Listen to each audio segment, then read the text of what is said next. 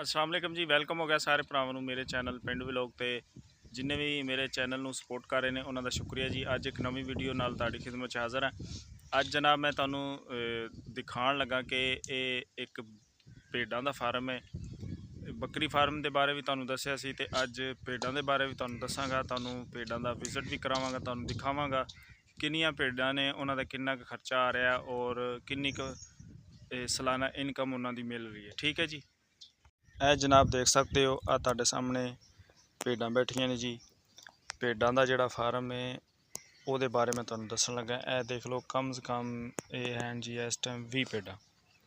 ਇਹਨਾਂ ਦੇ ਵਿੱਚ ਇੱਕ ਨਾਰ है, बाकी सारियां भेडां ही ने ਤੇ ਵਿੱਚ बाकी कुछ बच्चे ने। ਇਹ ਵੇਖ ਲਓ ਕਿ ਇਹ ਇੱਥੇ ਨਹਿਰ 'ਤੇ ਬੱਝੇ ਨੇ।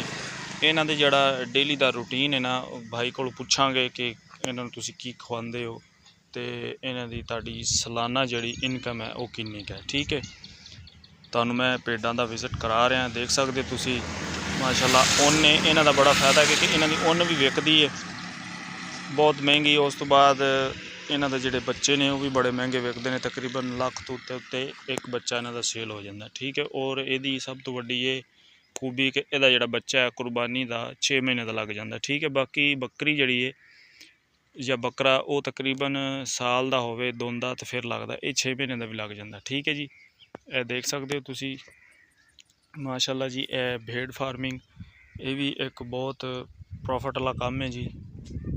ਹੁਣ ਮੈਂ ਤੁਹਾਨੂੰ ਜਿਹੜਾ ਮਾਲਕ ਹੈ ਉਹਦੇ ਨਾਲ ਮੁਲਾਕਾਤ ਕਰਾਉਣਾ ਅਤੇ ਉਹਦੇ ਕੋਲ ਕੁਝ ਥੋੜ੍ਹੀ ਬਹੁਤੀ ਉਹਦਾ ਐਕਸਪੀਰੀਅੰਸ ਔਰ ਉਹਦੀ ਕੋਲੋਂ मालूमात लैने। ठीक है जी।